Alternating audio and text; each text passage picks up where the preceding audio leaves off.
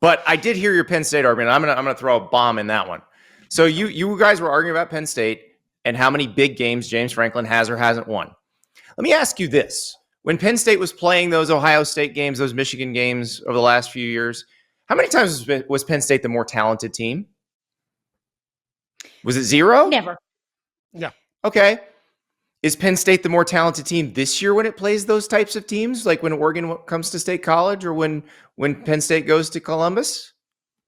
Maybe. Could be. And suddenly everything looks different, right? And I think these rankings reflect that, right? That Penn State getting the benefit of the doubt over in Ohio State and over in Oregon is the AP poll voters saying, look, we acknowledge that this is the better team. And I think my point, and where I have a lot of like a lack of trust for James Franklin, is great coaches find ways to win games, even when Vegas isn't favoring you, even when you don't have the more talented roster, even when you're playing a road game. And James Franklin has had several opportunities to do that and has not done it yet. But when has he had the better roster? But there have been a lot of coaches that have won games without the better roster. Okay, but usually you do need the better roster. Like Kirby Smart didn't win national titles till he had the best roster. And Ryan Day won one last year with the best roster. That usually is what wins it for you. But the benefit of the doubt thing is interesting because I keep doing, and it just pisses off the LSU and Miami fans, and I'm sorry about that. But I keep doing this top 8 thing because coaches poll, AP poll, basically almost everybody who does a poll has the same top 8. And it's all in a different order. So Texas, Penn State, Ohio State, Clemson, Georgia, Notre Dame, Oregon, Alabama. 6 of those teams breaking in a new starting quarterback who've never really been starters before. Arches started 2 games. Dante Moore at Oregon started 5 games for UCLA as a freshman. But for the most part, these are new starters.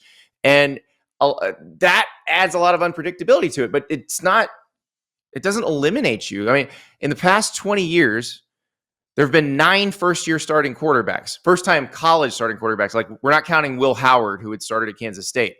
The 9 who had not been starters in college before, who led their teams to national titles in the first year as the starter. We can make it 10 if we want to count Tua coming in 2017. So there's a 50-50 shot that if you got that a first-year starting quarterback might lead his team to a national title. So, like, we just have to have faith and hope and try to guess at who's going to be number 1 because we don't know. And by the way, that's great because I think in a lot of seasons in the past 10, 15 years, the number of teams that we think can win the national title is like 3, 4. Like, I'll take 8. That's a great way to start the season. I feel like, Andy, there's a level for me. The reason I said earlier, and I love your nugget, I wasn't aware of it because I've become so dependent on trusting quarterbacks that have seen a lot of college football because we're in the transfer portal era. So for me, it just feels like now what you're getting is guys are going to develop. They're going to play a bunch of years somewhere, and eventually they'll end up somewhere where they can win a national championship as a 1-year ringer. So how does the transfer portal sort of impact the way you see any of these top 8 teams that you're talking about? Well, it gives you a chance to have a more experienced quarterback, but the most experienced quarterbacks in those 8 are Drew Aller and Cade Klubnik. 2-year starters at both their schools, lots of talent surrounding them. For better or for worse what you've got with them. Drew Aller probably is the better NFL prospect. Cade Klubnik is probably the better college quarterback of the 2, especially because of what he can do with his legs. But the thing is, we just don't know. What makes this so exciting is we're assuming Arch Manning's going to be good. If he's not, that's going to be a huge deal. But what if Julian Sayan's the best quarterback of all these guys? What if, like Notre Dame, we don't even know if it's going to be Kenny Minchie or CJ Carr at this point. What if one of them wins the job and just balls out? That's the exciting part this season. We have no idea. And I think this is kind of a testament to all of the sky is falling mentality that we have in so many changes in college sports. Because I remember it was not that long ago when we said that NIL would do away with any and all parity and all of college football. And the only stupid people said that, by the way, Caroline. Only idiots said that. Like, if you passed basic high school economics, you knew that it would do what it's done, which is make the market move more efficiently and make players go to places where they can play and make the most money, which is not sitting on the bench at Georgia and Alabama and Ohio State. touche. People lost their freaking minds when Stupid people, any yes. of these stupid people lost their mind. Thank you very much for clarifying Yes.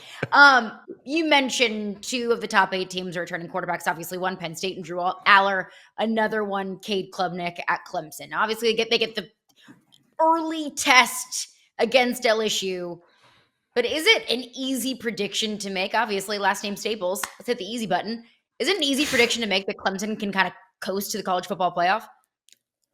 Well, they could lose to LSU in South Carolina and probably still make it because they could win the ACC and definitely make it. They would be theoretically they could be 11-2 ACC champ with losses to LSU and South Carolina, and they're in. And then it's just how they do in the tournament.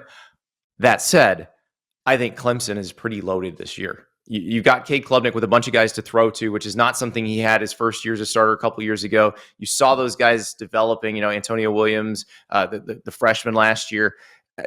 Those 2 guys are going to be better. And then the defense, maybe the best defensive line in college football. I mean, it's DeMonte Capehart may not be a household name, but probably should be because his name's awesome. But DeMonte Capehart and Peter Woods in the middle. And then you've got TJ Parker on one edge and this guy, Will Helt, who came from the transfer portal from Purdue on the other edge. Like, that's a scary D-line. Scary D-line. You got Avian, you got a really good first round type prospect at corner. You've got good linebackers. And so I think Clemson could be one of the best teams in the country, just period. I think if you put them against, an SEC schedule or a really good Big Ten schedule, they'd be fine against that too. So the ACC part of it is interesting because they don't see Miami in the regular season. And so, yeah, they've got probably more mulligan capability than anybody else in the country. I'll ask the same question kind of and apply the same logic to another top 10 team, Notre Dame. Can Notre Dame lose to Miami and Texas A&M and still find themselves in the playoff? That's going to be a little trickier. I think if they lose to both of them, I think it's really going to depend on like how good is USC this year, how good are some of the other teams on Notre Dame's schedule, how good is Arkansas, the teams that kind of are tweeners on that schedule. I think they'd be okay. But that's one where, remember last year with all the debate over Indiana and they were 11-1. Did they deserve to make the playoff? The thing about it is, because remember when Indiana had 1 loss and Alabama and Ole Miss had 2 losses, like Alabama and Ole Miss were ranked higher than Indiana. So probably if Indiana had lost another game, they probably would have not made the playoff, and a 3-loss team probably would have. That was the benefit of the doubt that the SEC would have gotten, or that one of those teams, Miami, would have been in that bucket too. But Miami was a 2-loss team. But that was the difference there. Is Indiana had to go 11-1. Notre Dame, I think, probably needs to go 11-1. But let's say Navy wins the American and Notre Dame beats them. Let's say Pitt is good in the ACC, NC State's good in the ACC, Boise State wins the Mountain West. Then they're probably fine. So it really depends on how good the other teams on the schedule are. But if Notre Dame could just beat Miami or Texas A&M and be 11-1, I don't think they have anything to worry about. And I actually think, remember, they changed the rules this year on the seeding. Notre Dame can get a top 4 seed. At 11-1, I think they would. I'm not just going to concede the Mountain West to Boise State. Thank you. I have a UNLV helmet right across from me. Okay. Andy, I don't think you should. Dan Mullen coming in at UNLV, going to be very exciting. But also Tulane in the American now with Jake Retzlaff. By the way, they play Northwestern, Duke, and Ole Miss from the power conferences.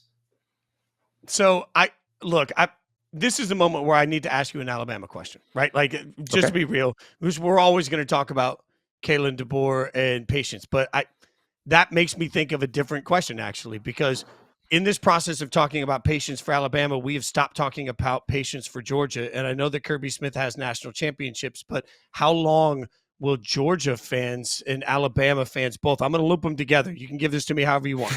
How long is everybody going to remain patient for those 2 prominent programs in the SEC if it's not resulting in national championships?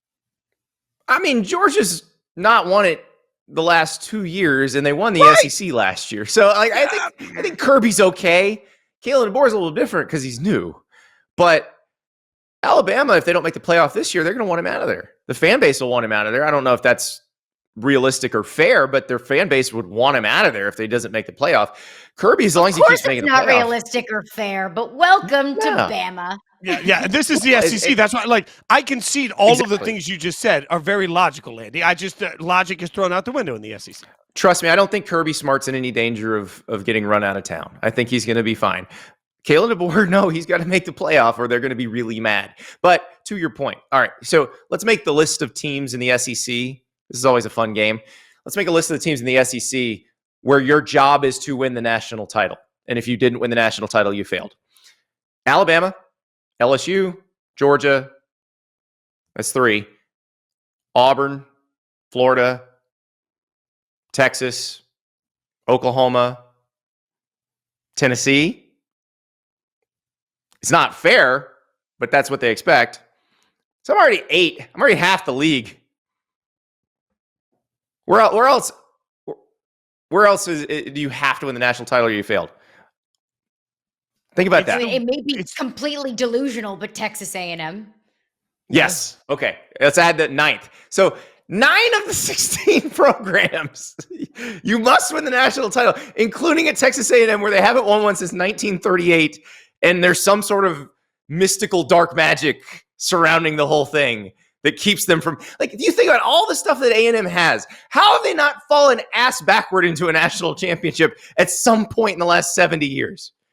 It is the most befuddling thing in college football that you can have more booster money and nicest facilities, and you have more buy-in and investment from boosters in the fan base than probably anywhere else in all of college football. And you are a perennial 8-4 football team. I do not understand it. What I do I just keep thinking about supernatural. It has to be. I mean, fans were frustrated with Ryan Day, then he won a natty.